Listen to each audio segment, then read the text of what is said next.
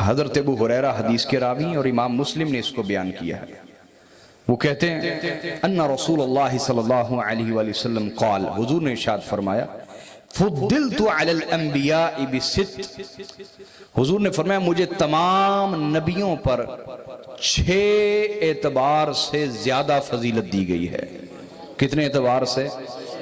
6. پہلا کہا اعطیت جوامع الکلم، اللہ نے مجھے جوامع الکلم عطا فرمائے ہیں. یہ کیا چیز ہے؟ ہاں یہ ہے کہ کسی نبی کے پاس معجزہ تھا عصا. کیا؟ عصا معجزہ ہے. کسی نبی کا معجزہ کیا ہے؟ عصا. لیکن جب وہ نبی چلا گیا، نبی بول گئے، وہ عصائے موسیٰ پھر اژدہا سانپ بنا نہیں. سمجھ آ رہی بات؟ یعنی بولے نا، کسی نبی کو معجزہ ملا ہے، حضرت عیسیٰ کو ہاتھ لگاتے ہیں مردہ زندہ ہو جاتا ہے. جب وہ نبی اٹھا لیے گئے، اب کوئی مردہ زندہ کسی نے نہیں کیا. سمجھ آ گئی بات؟ بولے نا. معجزے نبیوں کو ملے، جب نبی نہ رہے اٹھا لیے گئے دنیا سے تو معجزے بھی ختم ہو گئے. معجزے بھی. لیکن حضور کا معجزہ کیا ہے؟ رسول اللہ فرماتے ہیں اُوتِیتُ جوامع الکلم، اللہ نے مجھے کلام کا معجزہ عطا فرمایا ہے.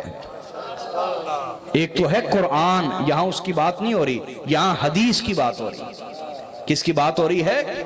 کہ رسول اللہ کی حدیث بھی معجزہ ہے، ایسا کلام ہے جو بولتا ہوا معجزہ ہے.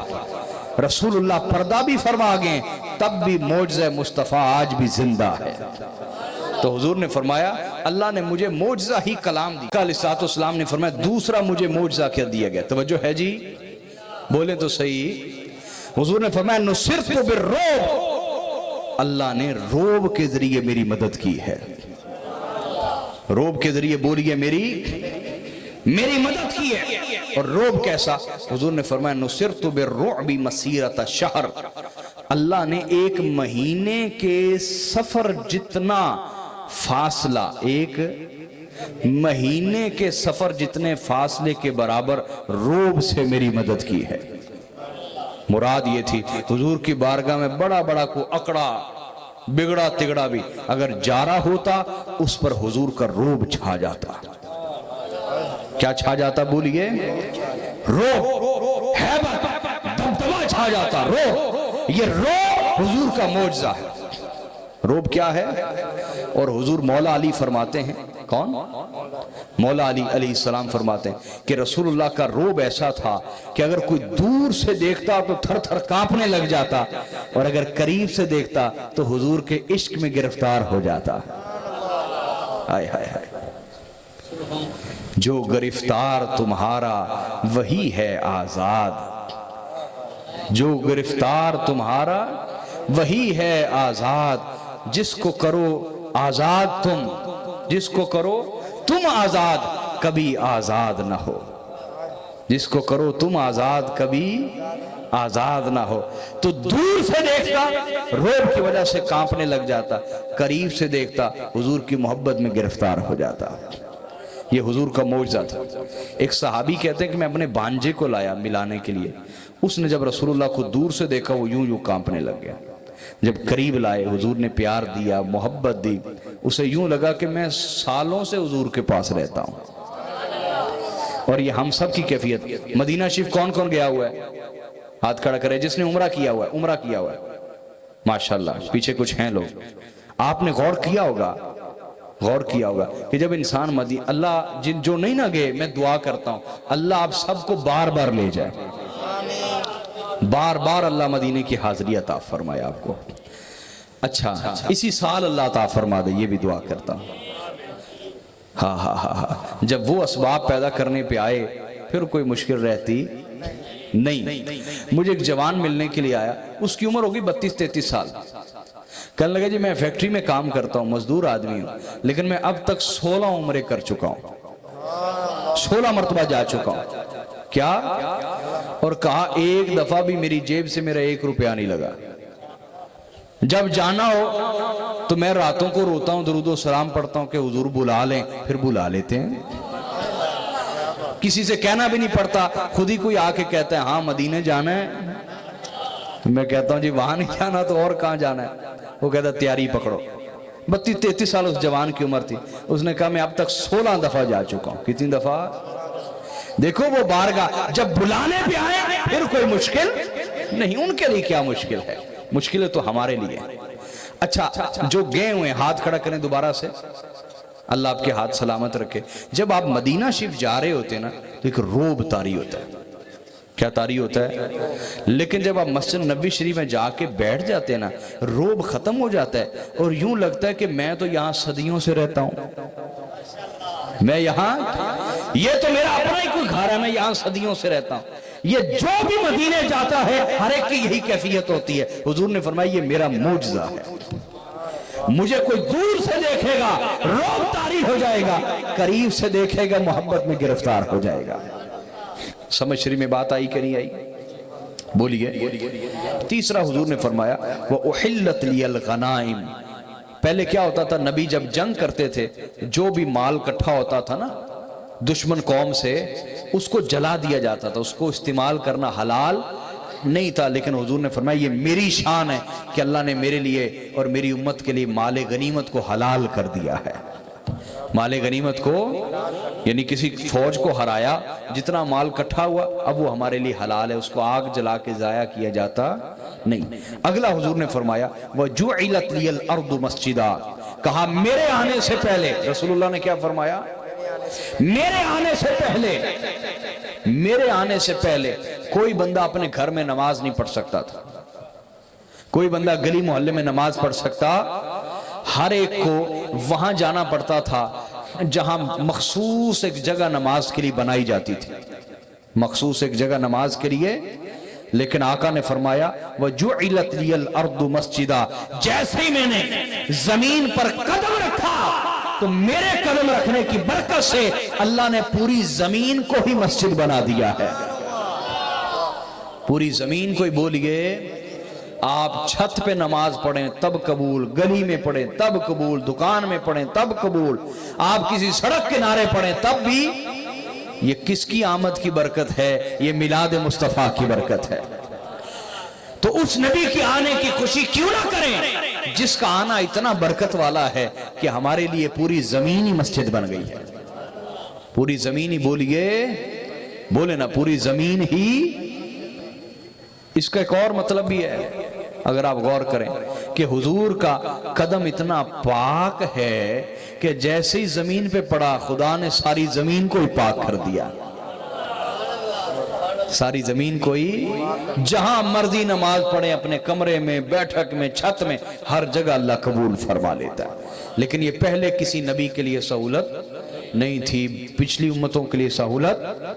اگلا حضور نے کیا ارشاد فرمایا وَأُرْسِلْتُ إِلَى الْخَلْقِ كَافَّةً. حضور نے فرمایا پہلے نبی کسی ایک گاؤں کے لیے بھیجے جاتے تھے, شہر کے لیے, ایک قوم کے لیے, ایک علاقے کے لیے, مخصوص وقت کے لیے بھیجے جاتے تھے. لیکن اللہ نے مجھے قیامت تک کی تمام مخلوق کے لیے رسول بنا کے بھیجا ہے. اب گوپے رائے والو وہ میری پرانی بات یاد کریں جو میں نے پیچھے ابھی ذکر کی ہے. بھائی جس کی ضرورت جتنی ہو خدا اسے اتنا زیادہ دیتا ہے. خدا بولیے نا. تو میرے نبی کی ضرورت کیا ہے کہ حضور تو تمام مخلوقات کے لیے رسول ہیں. تمام مخلوق نے انہی کو پکارنا ہے, انہی پہ درود بھیجنا ہے, انہی سے محبت کا اظہار کرنا ہے.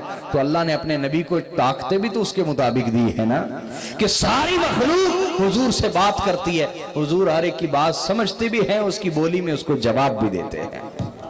اور چھٹا فرمایا وَخُتِمَ بِيَ النَّبِيُّونَ. اللہ نے مجھ پر ختم نبوت کی ہے.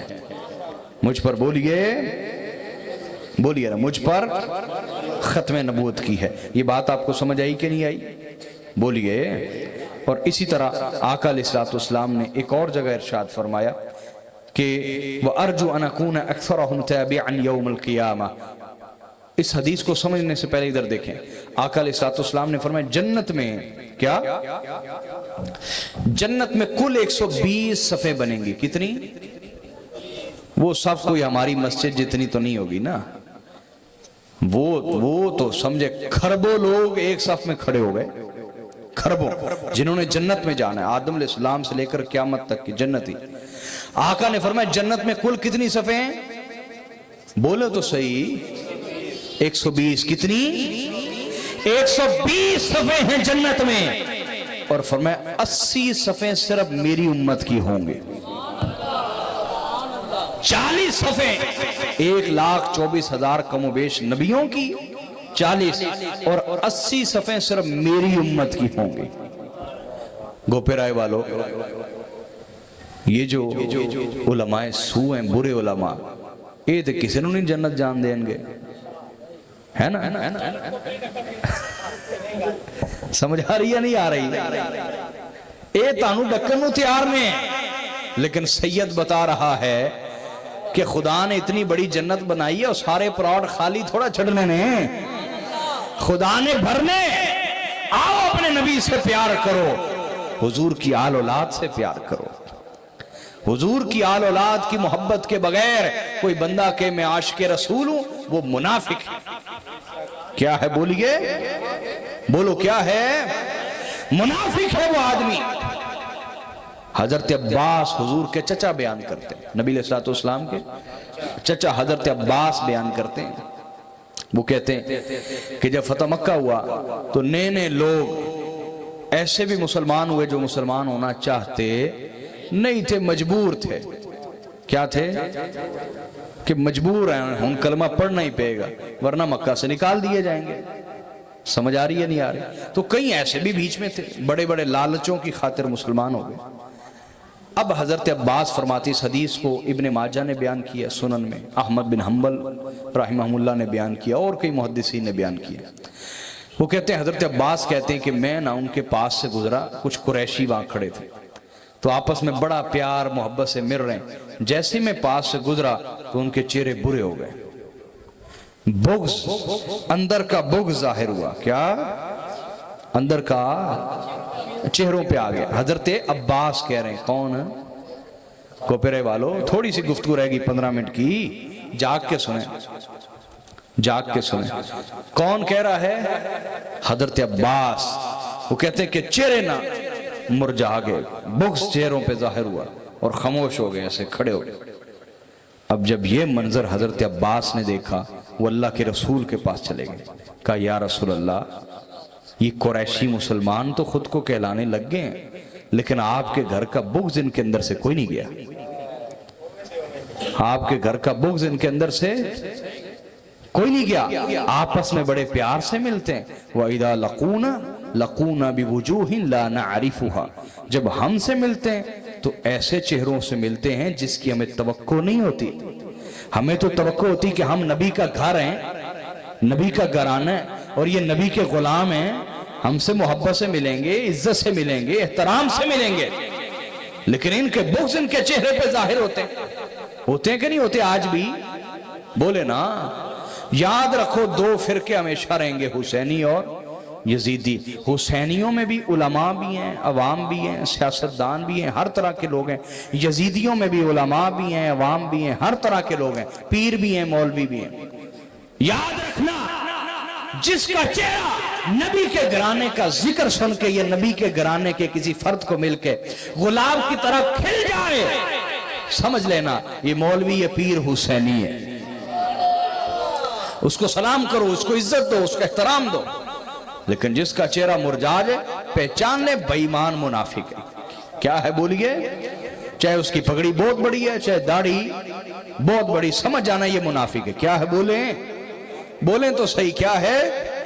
منافق۔ حضرت عباس نے کہا یا رسول اللہ، ان کے اندر سے بغض نہیں گیا، ہم سے ملتے ہیں تو ایسے چہروں سے ملتے ہیں جس کی ہمیں توقع ہوتی۔ جانتے میرے نبی نے کیا فرمایا؟ حضور نے فرمایا ان سب کو جمع کرو۔ جب جمع ہو گئے میرے نبی نے خطبہ دیا، آقا نے ارشاد فرمایا واللہ لا يدخل قلب رجل الایمان حتى يحبهم لله ولرسوله ولقرابتهم مني۔ میرے آقا نے فرمایا مجھے اللہ کی قسم ہے۔ کیا کہا؟ بولیں گوپے رائے والو، قسم کون اٹھا رہا ہے؟ سید الانبیاء۔ کون؟ یہ آپ کی قسم نہیں ہے، سید الانبیاء کی قسم ہے۔ میرے آقا نے قسم کھا کے کہا مجھے اللہ کی قسم ہے کسی شخص کے دل میں اس وقت تک ایمان داخل ہو ہی نہیں سکتا، اس وقت تک ایمان داخل ہو ہی نہیں سکتا جب تک میرے رشتہ داروں سے اللہ کی خاطر، اس کے رسول کی خاطر اور میری خونی رشتہ داری کی خاطر محبت کرنے نہ لگ جائے۔ کسی شخص کے دل میں اس وقت تک ایمان داخل ہو سکتا جب تک وہ میرے گھرانے سے اللہ اور اس کے رسول اور میرے خون اور میری نسبت کی خاطر محبت کرنے نہ لگ جائے۔ وہ بندہ اپنے تائیں خود کو جو مرضی سمجھتا ہو، لیکن اللہ اور اس کے رسول کی نظر میں وہ منافق ہے جو نبی کے گھر سے محبت نہیں کرتا۔ اور یاد رکھے، محبت کے دعوے سارے ہی کرتے ہیں، کیا اس کے بغیر پیسے نہیں نہ دیتے آپ؟ کیوں بھائی، صحیح کہہ رہا ہو یا نہیں؟ ہاں، کچھ بھی نہیں، سارے کہتے ہیں ہم محبت کرتے ہیں، لیکن سٹیج پہ نہیں، عام روٹین میں دیکھیں کہ نبی کے گھر سے کوئی کتنی محبت کرتا ہے۔ جب ذکر کرتا ہے تو اندر کیا احترام ہے، اندر کیا محبت ہے، عام روٹین میں پتا چلے گا۔ سٹیج پہ تو بڑے لالچ میں آ کے کر لیتے ہیں نا بات، لیکن بعد میں آپ کو ایک بات سناتا ہوں کہ جب میں نیا نیا کالج جاتا تھا تو میرے اندر بڑا جذبہ تھا علماء کی خدمت کرنے کا۔ بس ذہن عمر 15 سال تھی تو تجربہ اتنا نہیں تھا کہ اچھوں کے روپ میں بڑے بڑے برے بھی ہوتے ہیں نا۔ تو میں ایک جگہ میں ایک محفل پہ تھا، وہاں ایک خطیب نے نا بڑی شان بیان کی پنجتن پاک کی، لوگوں نے بڑے پیسے پھینکے۔ اچھا، جب وہ کھانے پہ بیٹھے نا تو میں بھی ان کے ساتھ بیٹھا ہوا تھا، تو ان کے شاگرد کہنے لگے، آج تے جناب بڑی کمال کر چھٹی، بڑی مولا علی دی شان بیان کی تھی۔ انہوں نے کہا یار ڈرتے میں نو ہی لگتا پیسی لوگ میں نو شیعہ ہی نہ کہہ دن، لوگ میں نو، لیکن کی کری علی دی گل نہ کریے تے پیسے ہی کوئی نہیں سٹ دا، نبی دے گھر دی گل نہ کریے تے یہ دیکھو یہ ایسے منافق ہیں، لالچ کی خاطر، لالچ کی خاطر۔ یہ ایمان نہیں، ایمان یہ ہے کہ دنیا تم پر فتوے بھی لگائے، تومتے بھی لگائے، الزام بھی لگائے، لوگ تمہیں معروف بھی کر دیں، تب بھی میس میں تمار کی طرح ہمیشہ علی اور اولاد علی سے عشق کرتے رہنا۔ علی سے عشق کرتے ہوئے کسی فتوے کی کوئی پرواہ نہ کرنا، کسی الزام کی کوئی پرواہ، علی سے عشق کرو اور کھل کے عشق کرو، علی سے عشق کرو۔ نبی نے نہیں کیا، نبی چھپ چھپ کے کرتے تھے نا۔ 1,40,000 کا مجمع بھی ہے تو میرے نبی منبر پر مولا علی کو بلاتے ہیں، ہاتھ پکڑ کے بلند کرتے ہیں اور کہتے ہیں سنو، من کنت مولا ہو فہذا علی مولا، لوگوں جس کا میں مولا ہوں اس کا یہ علی مولا ہے۔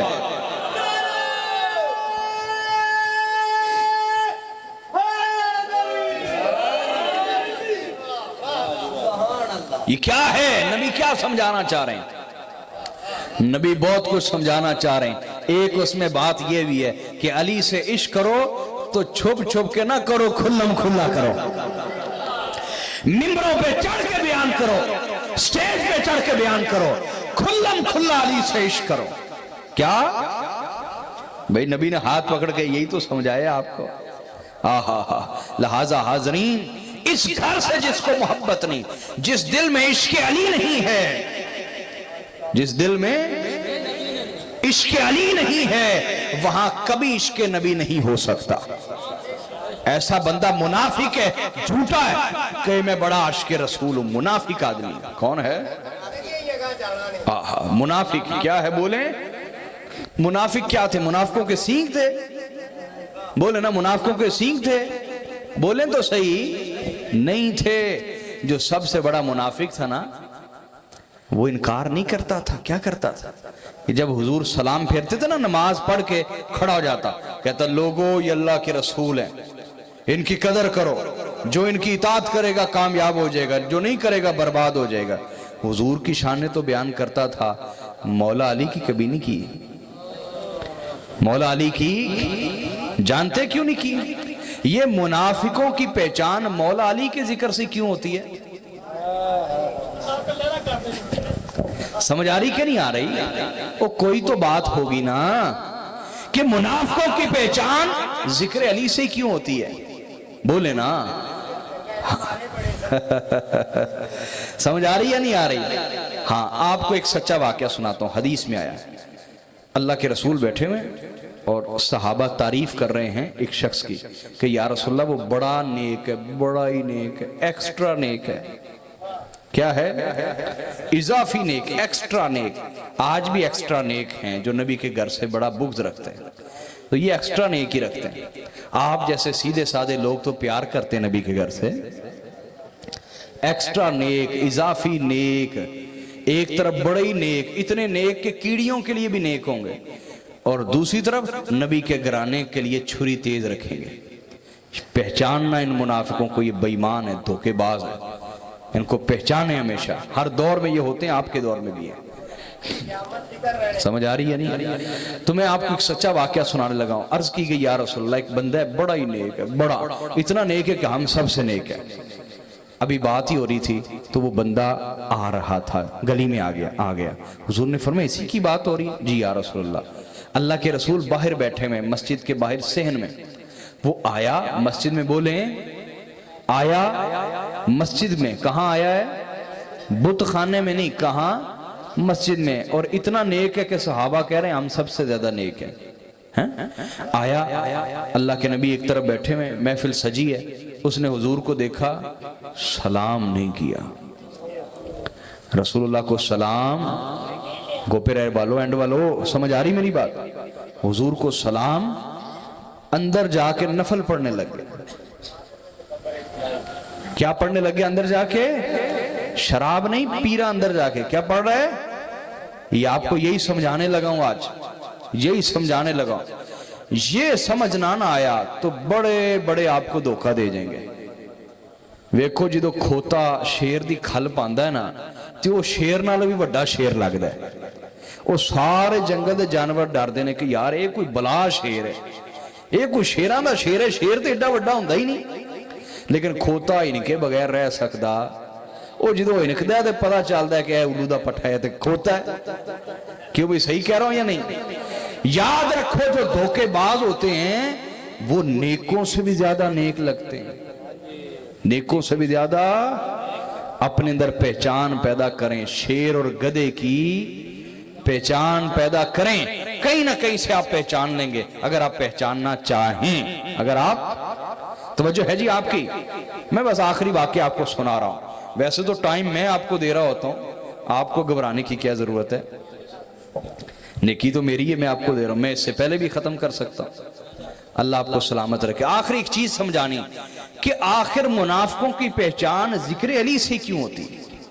ذکر کیا راز ہے، کیا راز ہے اس کے اندر؟ سنیں، رسول اللہ تشریف فرمائیں، بیٹھے ہوئے، اس نے حضور کو سلام، اندر جا کے کیا پڑھنے لگ گیا ہے؟ نفل۔ اندر جا کے شراب نہیں پی رہا، مسجد میں کیا کر رہا ہے؟ اللہ کے نبی کو اس کی حرکت نے اتنی تکلیف دی، اتنی تکلیف دی کہ حضور انتہائی غصے میں کھڑے ہوئے اور اٹھ کے گھر چلے گئے۔ اس پر صحابہ کرام اپنی تلواریں لے آئے، کہا یا رسول اللہ ہمیں حکم دے، اس کا کیا کرنا ہے؟ حضور نے فرمایا تم میں سے کون ہے جو اس کو جا کے قتل کر کے آئے گا؟ حضرت ابوبکر صدیق نے کہا یا رسول اللہ میں جاتا ہوں۔ وہ گئے تو وہ نماز پڑھ رہا تھا، کیا؟ وہ واپس آ گئے، کہاں ابوبکر کیا کیا ہے؟ کہا حضور وہ نماز پڑھ رہا تھا، مجھے حیا آئی کہ نماز کی حالت میں اس کو قتل کروں۔ حضور نے پھر کہا کون ہے جو جائے گا اور قتل کر کے آئے گا اس کو؟ حضرت عمر نے کہا میں جاتا ہوں۔ وہ گئے تو وہ اس وقت تلاوت کر رہا تھا، قرآن سامنے پڑھا ہے، واپس آ گئے۔ ہاں عمر کیا کیا ہے؟ یا رسول اللہ قرآن پڑھ رہا تھا، مجھے حیا آئی، میں نے قرآن پڑھتے ہوئے اس کو نہیں مارا۔ حضور نے تیسری بار پھر کہا کون ہے جو اس کو قتل کرے گا؟ رسول اللہ کے مزاج کو سب سے زیادہ پہچاننے والی ہستی ایک ہے اور وہ مولا علی کی ذات ہے۔ مولا علی سے زیادہ مزاج رسول کو نہ کوئی پہچان سکا، نہ کوئی پہچان سکے گا۔ جب نبوت کا لہجہ بھی، نبوت کا مزاج بھی جتنا علی سمجھتا ہے کوئی نہیں سمجھتا۔ مولا علی کھڑے ہوئے، چونکہ حضور کا مزاج تھا زیادہ زیادہ 3 دفعہ کوئی بات فرماتے. کیا؟ مولا علی سمجھ گئے کہ واقعی اس کو قتل کرنا ہے. کھڑے ہوئے کہا حضور میں جاتا ہوں. کہا جاؤ. مولا علی کہتے میں اس نیت سے گیا کہ مجھے مل گیا نہ تو میں نے اس کی نماز کی کوئی پرواہ کرنی نہ اس کی کوئی تلاوتوں کی پرواہ کرنی. یہ بے ایمان منافق ہے, اس کے دل میں ادب رسالت نہیں, میں اس کا سر کاٹ کے لاؤں گا. جب آپ مسجد گئے اندر گئے تو وہ جا چکا تھا. مولا علی واپس آئے. کہا علی کیا کیا؟ حضور وہ تو چلا گیا. حضور نے فرمایا چلا گیا. حضور نے فرمایا آج اگر وہ قتل ہو جاتا. کیا آج وہ نہیں, وہ کیا کر رہا تھا اندر کیا کر رہا تھا؟ بولے نا, نماز پڑھ رہا تھا, قرآن پڑھ رہا تھا. یہی آپ کو سمجھانا ہے, منافقوں کو پہچانے, منافقوں کو. حضور نے فرمایا آج اگر وہ قتل ہو جاتا قیامت تک میری امت میں کبھی چھوٹا سا بھی کوئی جھگڑا نہ ہوتا. قیامت تک 2 مسلمان بھی کبھی آپس میں نہ لڑتے. یہ فتنے کی جڑ تھی. اور فتنے کی جڑ کیا پڑتی ہے؟ نماز. کیا کرتا ہے؟ تلاوت ہے فتنے کی جڑ. نہیں سمجھے میری بات کو؟ رسول فرما رہے ہے فتنے کی جڑ. نفل پہ نفل نہیں اترا ہے, تلاوتیں کر رہا ہے. سمجھ آ رہی کہ نہیں؟ ہے فتنے کی جڑ. سمجھ آ رہی ہے؟ لیکن حضور نے فرمایا علی جس نیت سے تو گیا ہے نا, اللہ کو نیت اتنی پسند آئی ہے, مرے گا وہ تیرے ہی ہاتھ سے. مرے گا وہ تیرے ہی ہاتھ سے مرے گا وہ. پھر کیا ہوا؟ جب جنگ صفین ہوئی, جنگ نہروان. کون سی جنگیں؟ تو مولا علی نے فرمایا لاشیں تلاش کرو, میں نے اس کو قتل کیا فتنے کی جڑ کو. پتہ چلا علی وہ ہے جو فتنے کی جڑ کاٹتا ہے. کوئی اوپر سے کاٹ دیتا ہے, علی جڑ ہی کاٹ دیتا ہے. علی بولیے جڑ ہی کاٹ دیتا ہے فتنے کی. علی اوپر سے چھانٹی وانٹی نہیں کرتا, فتنے کی جڑ ہی کاٹ دیتا ہے. مولا علی نے فرمایا میں نے فتنے کی جڑ کاٹی ہے, اس کی لاش میرے سامنے لاؤ. ڈھونڈتے رہے, لاش نہ ملی. کہا حضور اس کی تو لاش نہیں ہے. مولا علی نے فرمایا یہ کیا کہہ رہے ہو؟ اللہ بھی سچا ہے, اس کا رسول بھی سچا ہے, اور علی بھی سچا ہے. رسول اللہ نے فرمایا تھا وہ تمہارے ہاتھ سے مرے گا, تو میں نے مارا ہے. رسول بھی سچ کہہ گئے, میں بھی سچ کہہ رہا ہوں. لاش تلاش کر کے لاؤ. دوسری بار پھر گئے, ساری لاشیں دیکھی, کوئی نہ ملی. پھر آ گئے. مولا علی نے فرمایا ہٹو میں دیکھتا ہوں. تلاش کرتے ہوئے دیکھا تو ایک نہر تھی, اس میں لاشیں پڑے ہوئے تھے. وہاں سے نکالا تو اس کی لاش نکل آئی, کیونکہ حضور نے اس کی علامت بتائی تھی. اس کا ایک ہاتھ عورت کی چھاتی, عورت کے پستان کی طرح ہے, یہ حضور نے علامت بتائی تھی. اور اس کے ایک ہاتھ پر برس کے نشان ہیں, وہ جو ماس ہو جاتا ہے نا, کہیں سے کالا کہیں سے سفید, یہ حضور نے علامتیں اس کی بیان کی تھی. پہچان لیا گیا وہ ہے, ایک ہاتھ عورت کے پستان کی طرح تھا, چھاتی کی طرح. نکال لیے گئے, اس کے لاشے کو نکال لیا گیا. جب لایا گیا تو مولا علی نے فرمایا اس کی ماں کو بلا کے لاؤ. کیا؟ اس کی ماں کو بلا کے لاؤ. حضور ماں کو کیا کرنا ہے؟ کہا یہی تو تمہیں سمجھانا ہے کہ جو نبی کا بھی ادب ہے, علی کا بھی ادب ہے, وہ حلالی نہیں ہو سکتا. وہ حلالی ہو سکتا نہیں. یہ جو میں روایت سنا رہا ہوں اس کے حوالے چاہیے نا, تو ایک پوری کاپی لے کے آئیے گا حوالے لکھنے کے لیے. اتنے حوالے آپ کو دوں گا. کمزور بات نہیں کر رہا, کیا کمزور بات نہیں سنا رہا آپ کو. مولا علی نے فرمایا یہی سمجھانا ہے کہ جو نبی کے گھر کا بے ادب ہے وہ حلالی نہیں ہو سکتا. اس کی ماں کو بلا کے لاؤ. جب وہ آئی, مولا علی نے فرمایا بتاؤ یہ کس کا نطفہ ہے, یہ کس کا قطرہ ہے جس سے پیدا ہوا, کس کا نطفہ ہے؟ اس نے کہا جی فلاں اس کا باپ ہے. مولا علی نے فرمایا تو جھوٹ بول رہی ہے, تو جھوٹ بول رہی ہے. نہیں سمجھ آئی بات؟ بھئی یہ بات تو ماں ہی بتا سکتی ہے نا, لیکن کون حلالی ہے کون حرامی, علی سب جانتے ہیں. علی سب جانتے ہیں. اس لیے وہاں کسی کی منتیں نہیں کی جاتی کہ تم بھی نبی کے گھر کو مان لو. انہیں پتا ہے خدا نے ایک لکیر کھینچ دی ہے کہ کس نے علی کو ماننا ہے کس نے نہیں ماننا. ایک لکیر کھینچی ہوئی ہے جنت اور دوزخ والی, سمجھے کہ کہا سچ بتا. جب حیدر کرار نے دیکھا نا اپنی جلال بری نظر سے, اس نے کہا جی میں بتاتی ہوں سچ. کیا؟ اس نے کہا سچ یہ ہے کہ میں بکریاں چراتی تھی فلاں سردار کی, تو ایک دن میں بکریاں چرا رہی تھی ایک پہاڑی پر, ایک پہاڑی پر بکریاں چرا رہی تھی, تو ایک کالا بادل میرے اوپر آیا, کالا, اس نے مجھے لٹایا اور میرے ساتھ اس نے صحبت کی, اس سے میں حاملہ ہو گئی اور یہ پیدا ہوا. مولا علی نے فرمایا جانتے وہ کالے بادل کے اندر کون تھا؟ کہا نہیں. مولا علی نے فرمایا وہ شیطان تھا. وہ کون تھا؟ شیطان نے براہ راست تیرے ساتھ صحبت کی اور اس سے یہ پیدا ہوا فتنے کی جڑ, فتنے کی جڑ پیدا ہوئی جس کو میں نے کاٹا ہے. یہ وہ ہے, یہ شیطان کی اولاد تھی. کس کی اولاد تھی؟ شیطان. اب اس پورے واقعے سے کیا پتا چلتا ہے؟ آخر منافقوں کی پہچان ذکر علی سے ہی کیوں ہوتی ہے؟ ہاں, ذکر علی سے منافقوں کی پہچان اس لیے ہوتی ہے کہ بھائی باقی جو ہے نا بڑے شانوں والے ہیں, لیکن کوئی کسی کے نماز کا دھوکہ کھا جاتا ہے, کوئی کسی کی تلاوت کا دھوکہ کھا جاتا ہے, کوئی کسی کی ظاہری شکل و صورت کا دھوکہ کھا جاتا ہے. ہر کوئی نماز تلاوت ان چیزوں کے فریب میں آ جاتا ہے, لیکن علی کو کوئی منافق فریب نہیں دے سکتا. علی کا کوئی منافق فریب, علی وہ ذات ہیں جو منافقوں کی نہ تو نمازوں کا کوئی اعتبار کرتے ہیں, نہ تلاوتوں کا اعتبار کرتے ہیں, نہ ظاہری دینداری کا کوئی اعتبار کرتے ہیں.